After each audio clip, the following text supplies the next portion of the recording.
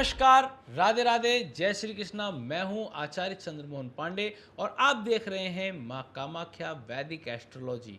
भाद्रपद मास की कृष्ण पक्ष की अष्टमी रोहिणी नक्षत्र आदि रात का समय, चारों ओर अंधकार, मथुरा की कारागार में कैद भगवान श्री कृष्ण के माता पिता देवकी और वसुदेव, बाहर अत्याचारी कंस का आतंक और उसी क्षण धर्म की रक्षा, अधर्म के अंत और मानवता को नई दिशा देने के लिए भगवान श्री हरि स्वयं श्री कृष्ण के रूप में अवतरित होते हैं। दोस्तों, क्या आपने कभी सोचा है कि हम हर वर्ष जन्माष्टमी तो मनाते हैं, लेकिन क्या हम वास्तव में जानते हैं कि भगवान श्री कृष्ण का जन्म क्यों हुआ? क्या जन्माष्टमी केवल व्रत रखने और मंदिर जाने का पर्व है, या इसके पीछे ऐसा आध्यात्मिक रहस्य छुपा है जो हमारे जीवन की दिशा बदल सकता है?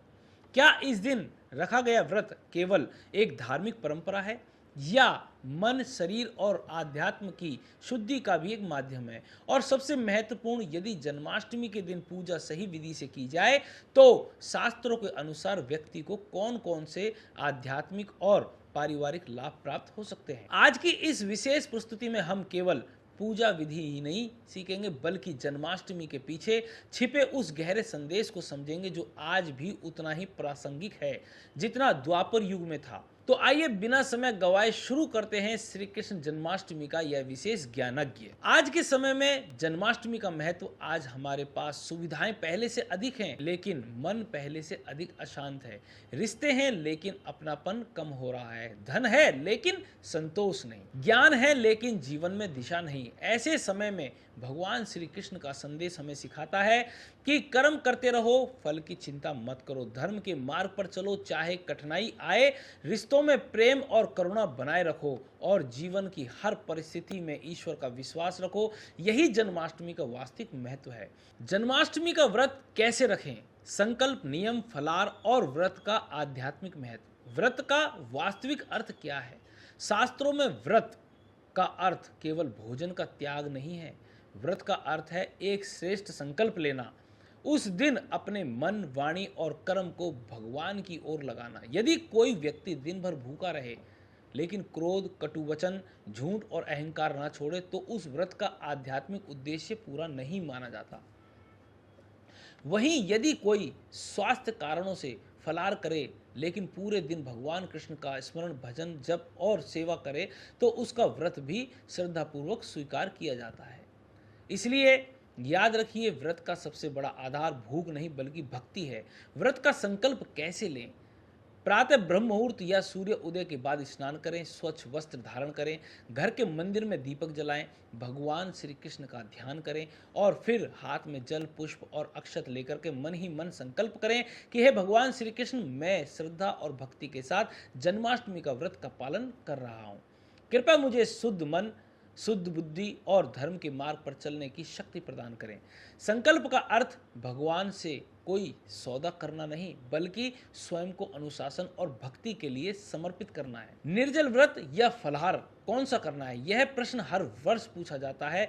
वैदिक परंपरा में दोनों प्रकार की परंपराएं मिलती हैं। यदि आपका स्वास्थ्य अच्छा है और शरीर अनुमति देता है तो श्रद्धा के अनुसार निर्जल या जल सहित उपवास रखा जा सकता है। यदि आप वृद्ध हैं, गर्भवती हैं, दवा लेते हैं या किसी चिकित्सीय कारण के से लंबे उपवास में कठिनाई है, तो फल, दूध या सात्विक फलाहार लेकर भी श्रद्धा से व्रत कर सकते हैं।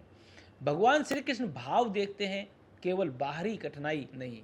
इसलिए स्वास्थ्य की उपेक्षा करके व्रत करना उचित नहीं माना जाता। दिन भर क्या करें? यदि संभव हो तो दिन भर भगवान श्री कृष्ण का नाम जप करें और ओम नमो भगवते वासुदेवाय या हरे कृष्णा कृष्ण कृष्ण हरे हरे, हरे राम राम राम हरे हरे, या भगवद गीता का एक अध्याय जरूर पढ़ें। श्रीमद् भगवद गीता के 10वें स्कंद में श्री कृष्ण जन्म का प्रसंग का श्रवण करें, भजन सुने, घर में सकारात्मक वातावरण बनाए रखें। याद रखिए, जन्माष्टमी केवल एक त्योहार नहीं, भगवान के साथ समय बिताने का अवसर है। फलाहार में क्या लें? यदि आप फलाहार कर रहे हैं तो सामान्यतः लोग दूध, दही, मखाना, फल, नारियल पानी, साबूदाना, सिंगाड़े या कुट्टू के आटे से बनी सात्विक व्यंजन का सेवन करते हैं। भोजन का उद्देश्य पेट भरना नहीं, बल्कि शरीर को पूजा और साधना के योग्य रखना है।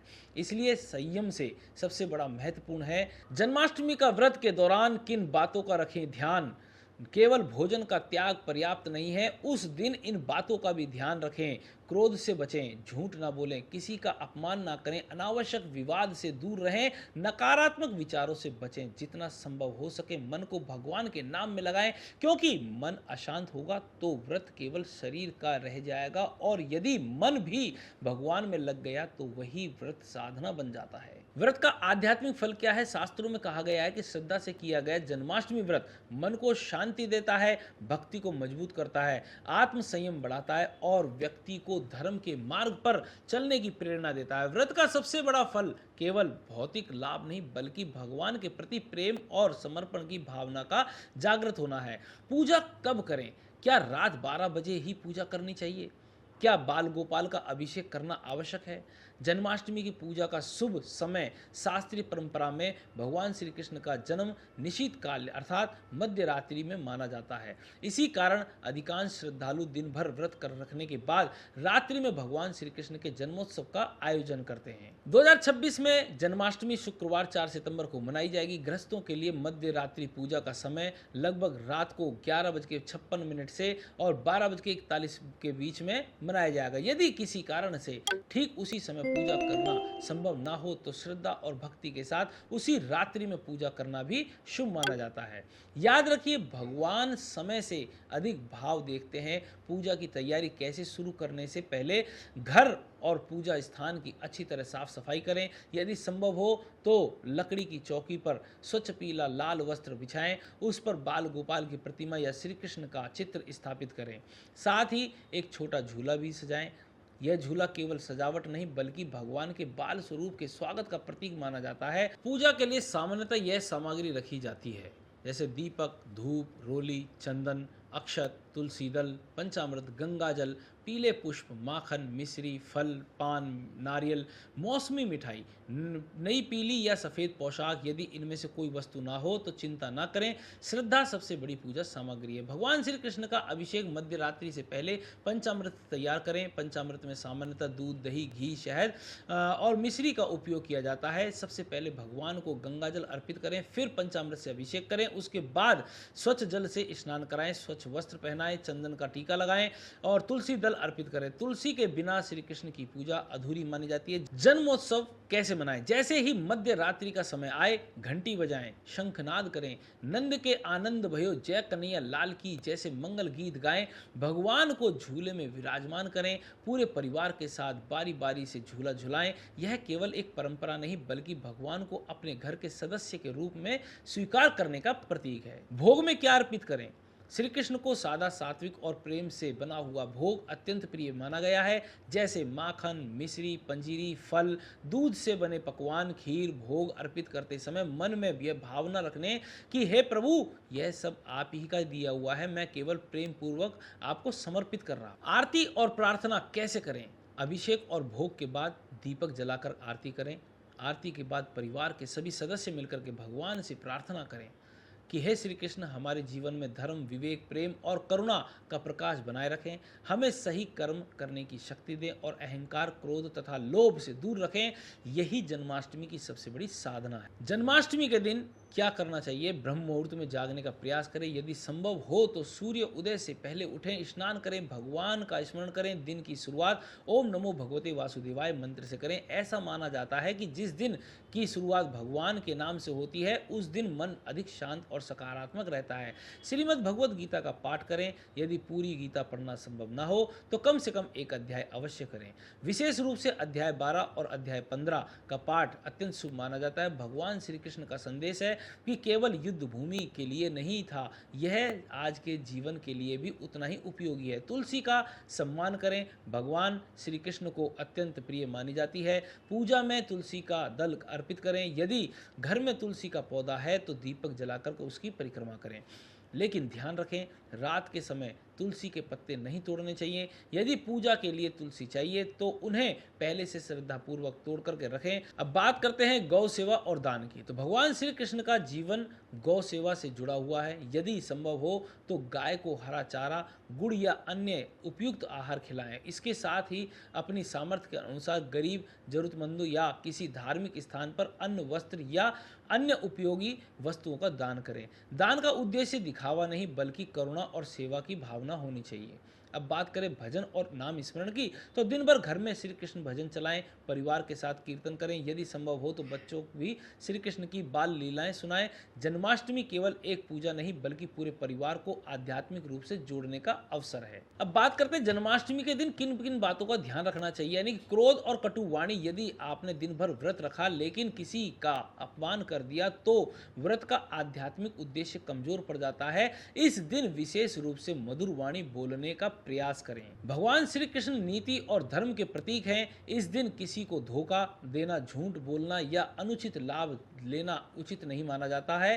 अब बात करते हैं अनावश्यक विवाद की। तो घर हो, कार्यालय हो या परिवार, जहां तक संभव हो विवाद से बचें। यदि कोई मतभेद भी हो जाए तो उसे शांतिपूर्वक सुलझाने का प्रयास करें। जन्माष्टमी का दिन सात्विकता का पर्व है। इस दिन नशा, हिंसा, अपशब्द और तामसिक व्यवहार से दूर रखना चाहिए और मन जितना निर्मल हो भक्ति उतनी ही गहरी होगी। अब बात करते हैं दिखावे वाली भक्ति। तो कई बार लोग सजावट पर बहुत ज्यादा ध्यान देते हैं लेकिन मन में भक्ति नहीं होती है। याद रखिए भगवान श्री कृष्ण ने सुदामा को साधारण, चिड़वे और स्वीकार किया था क्योंकि उसमें प्रेम था। इसलिए पूजा की भव्यता अधिक महत्वपूर्ण है आपकी श्रद्धा। प्रिय भक्तों, आज हमने विस्तार से समझा कि श्री कृष्ण जन्माष्टमी केवल एक पर्व नहीं बल्कि हमारे जीवन को बदलने वाला एक दिव्य अवसर है। हमने जाना कि भगवान श्री कृष्ण का अवतार क्यों हुआ, व्रत कैसे रखा जाए, पूजा किस प्रकार की जाए, मध्य रात्रि जन्मोत्सव का क्या महत्व है और इस पवित्र दिन हमें कौन से कार्य अवश्य करने चाहिए तथा किन बातों से बचना चाहिए। लेकिन अंत में मैं आप सभी से केवल एक बात कहना चाहूँगा, यदि जन्माष्टमी के दिन आपने केवल व्रत रखा, केवल पूजा की और अगले ही दिन फिर वही क्रोध, वही अहंकार, वही ईर्ष्या और वही कटु वाणी अपने जीवन में वापस ले आए तो समझ लीजिए कि हमने केवल एक त्योहार मनाया, भगवान श्री कृष्ण को अपने जीवन में नहीं उतारा। भगवान श्री कृष्ण हमें केवल पूजा करना नहीं सिखाते, वे केवल हमें धर्म के साथ कर्म करना भी सिखाते हैं। वे हमें सिखाते हैं कि कठिन से कठिन परिस्थिति में भी सत्य का साथ कभी नहीं छोड़ना चाहिए। वे हमें बताते हैं कि जीवन में प्रेम हो लेकिन मोह नहीं, कर्तव्य हो लेकिन अहंकार नहीं, सफलता हो लेकिन अभिमान नहीं और शक्ति हो लेकिन उसका उपयोग सदैव धर्म की रक्षा के लिए हो। यदि जन्माष्टमी पर आप अपने जीवन में केवल एक परिवर्तन भी कर लें तो प्रतिदिन कुछ मिनट भगवान श्री कृष्ण का स्मरण भी कर लें, तो एक श्लोक भगवत गीता का पढ़ें और अपने माता पिता का सम्मान करें, किसी भूखे को भोजन कराएं और अपने व्यवहार में मधुरता लाएं, तो यही भगवान श्री कृष्ण के प्रति सबसे बड़ी सच्ची भक्ति होगी। मैं भगवान श्री कृष्ण से प्रार्थना करता हूं कि वे आपके जीवन में भय, चिंता, दुख दूर करें, नकारात्मक को दूर करें, आपके घर में सुख, शांति, समृद्धि और प्रेम का वास हो, आपके परिवार पर सदैव श्री कृष्ण की राधा रानी की कृपा बनी रहे और आपके जीवन का प्रत्येक निर्णय धर्म और सत्य के मार्ग पर आगे बढ़े। यदि आपको यह विशेष प्रस्तुति ज्ञानवर्धक लगी हो तो इसे अपने परिवार, मित्रों और उन सभी लोगों तक अवश्य पहुंचाएं जो भगवान श्री कृष्ण में श्रद्धा रखते हो और आपके द्वारा साझा किया गया यह वीडियो किसी के जीवन में भक्ति, विश्वास और सकारात्मक परिवर्तन का कारण बन जाए। ऐसे ही वैदिक ज्योतिष, सनातन धर्म, ग्रह गोचर, व्रत, त्योहार, पूजा विधि और आध्यात्मिक ज्ञान से जुड़े गहन और प्रमाणिक वीडियो देखने के लिए मां कामाख्या वैदिक एस्ट्रोलॉजी से जुड़े रहिए। वीडियो को लाइक, शेयर और सब्सक्राइब जरूर करें। मैं हूं आचार्य चंद्रमोहन पांडे। आप सभी को श्री कृष्ण जन्माष्टमी की हार्दिक शुभकामनाएं। राधे राधे, जय श्री कृष्णा, हरि बोल।